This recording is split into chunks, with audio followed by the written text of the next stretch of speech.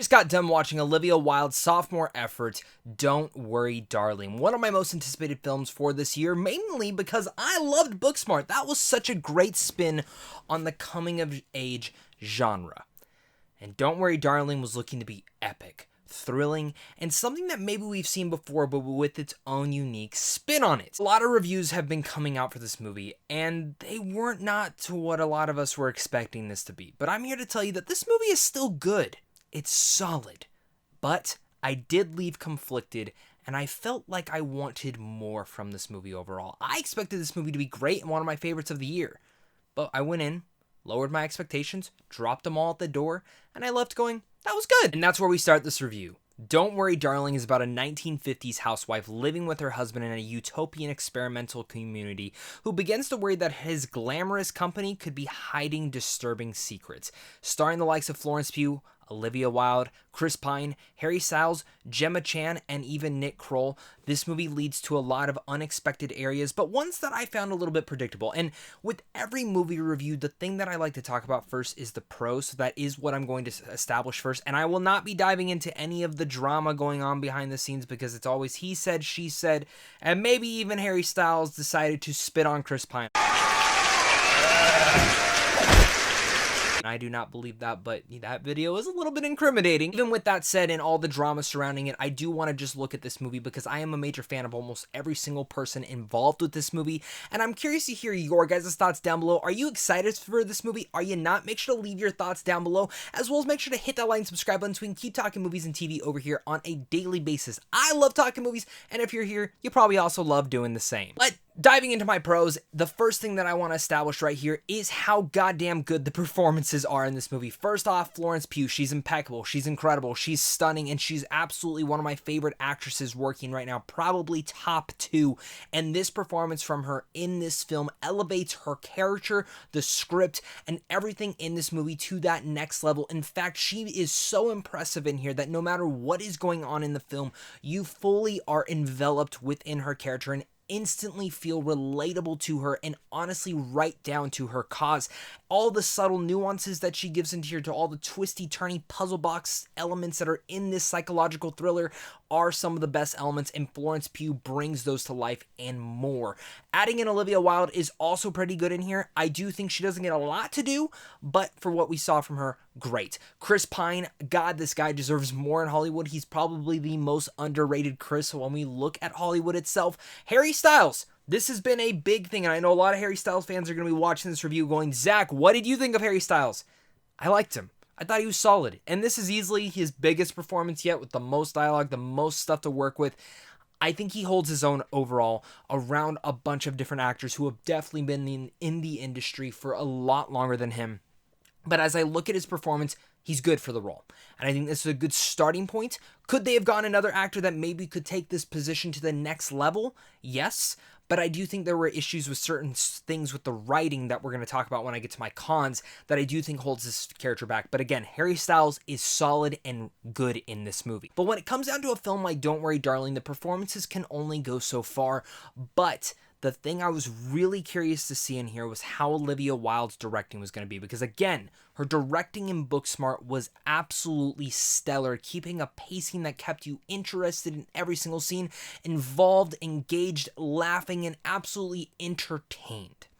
And Don't Worry Darling is the type of movie, and this is a compliment when I say this, is a movie we do not see too much nowadays. This is a movie that probably would have released back in the early 2000s or maybe even the mid 2000s, where it's a film that definitely borrows elements from a lot of different movies, but shakes them up and makes something a little bit unique in there. And adding in there, making it entertaining. And Don't Worry Darling, for the most part, is very entertaining for that piece.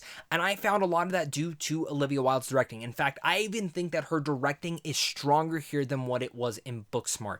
She does a great job weaving a lot of the themes of control in here.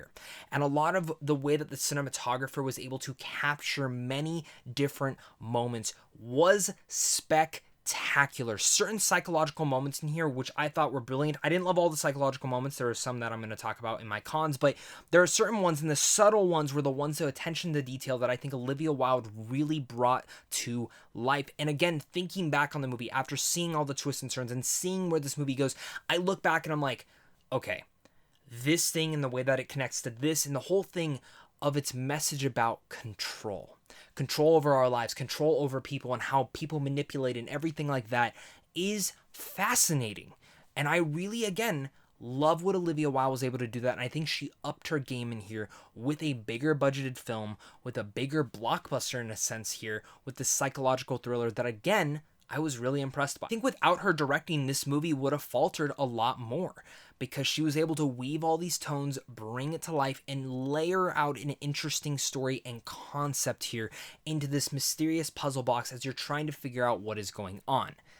And leading into that, once again, is all of the technical achievements in here. Production design, costume design, cinematography once again, and all of the subtle hidden symbolisms here and there. There's one thing that you see in the trailer where Florence Pugh's in the bathtub and all of a sudden her mirror reflection looks at her. That subtle moment. There's so many more like that just add to every layer of this. And I was very impressed with that, to say the least. That is where my pros end, and that's where we start diving into my issues. And my biggest issue with this movie is the script. Don't Worry Darling is a script that is not bad. It's not even terrible by any means. It has good dialogue. It has decent, unique ideas to it. And from what I've heard, a lot of people were really not digging the third act. For me, I'm actually in the minority. There's a certain point in the film after a dinner party, like that whole entire dinner party sequence. After that, like that entire moment leading forward was where I really feel like the film kicked it into overdrive and stopped being derivative of each other and very repetitive in its nature. And that's where I want to talk about the script. The script is a glass half full of ideas at times. The themes, the messages of control are all there, but at times they can feel very derivative and repetitive of each other, specifically in the first act and a half as it's trying to establish this entire world. And the film, this is another pro I'll actually give it that I should have mentioned earlier, was that it dives right into this mystery, that something is off. Obviously, if you've seen the trailer, you know something is off, but it dives right into it. And I like that it didn't sit on it for like 40 plus minutes and then finally start diving into the weird aspects. No, it dives right in, but it stays there for a little bit too long. And it becomes repetitive in some weird symbolism moments, which I like the subtle ones, but there's ones where it's like, and it's tough to not talk about spoilers and get into certain moments with spoilers, but there's something that Florence Pugh does with like a bag. And there's moments like that continue where I'm like, okay, one or two of these would have been fine, but the continuous of it all keeps adding to things that I just didn't really appreciate in those moments. And it just kept always feeling like something was holding the movie back from progressing. And once you hit that midpoint, and everything starts to really come to fruition, and then you actually see what is going on, which again, the twist is a little bit predictable, but even though it is predictable, I liked the unique spin that Olivia Wilde had in mind for here, specifically in the way that it kind of deals with everything going on. And again, very, very great for the message of and themes of control. I really can't emphasize enough how much I loved the spin on this twist, even though, again, it is borrowed from a lot of different other films that we have seen so many times before. It still worked for me, and it made it a fun time. But I really wish they would have spent more time on the twist itself. Once it is revealed, there's a lot of elements and a lot of questions that I would have liked to have invested myself at least 20 more minutes in that entire thing.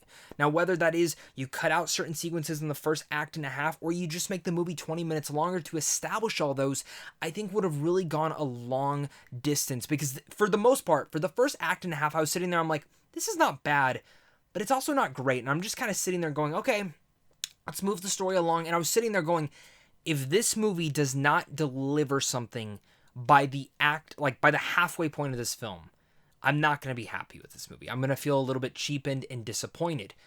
But thankfully, the halfway point established itself. It hit and finally went into overdrive, which again, I feel like just seeing how other critics are replying, I seem to be in the minority when it comes down to that, so do understand. But the script itself just really writes a lot of characters paper thin. Does not establish enough for them besides Florence Pugh's character, and that's about it. I really wish the script would have gone through a couple more rewrites to really establish the entire concept, because it's all something that you've seen before and it leads to a predictable avenue, but it is one that is at least entertaining and enjoyable and still leads to a good movie, even if I did leave the film feeling conflicted and in general just wanting more from it all. Don't Worry Darling left me conflicted. It's a puzzle box of a movie with an engaging premise that dives into themes and messages of control, and I cannot establish enough how incredible Florence Pugh was in this. How Harry Styles really holds his own and kind of proved to me that he can act, and I can't wait to see more of what he does in the future within Hollywood. But really, this is Olivia Wilde's directorial sophomore effort, and she nails it. I think she ups her game here. I think this is a stronger movie than Booksmart when it comes down to the directing avenue, but it's the script that holds this movie back. It's derivative, it's repetitive, as well as leaning into too many films that we've seen before. And while it has a nice spin on the twist is predictable. And I found that the movie in the early half just felt like segments leading into one another. And now while there is a point to that, I wish everything was streamlined a little bit more and diving in a little bit deeper to within the characters, motives, and as well as just the twist itself. I had a lot of questions, very simplistic and understandable of what's going on, but questions of what characters' motives were, and it just felt very one-dimensional in those reveals. But I can't deny, I was entertained.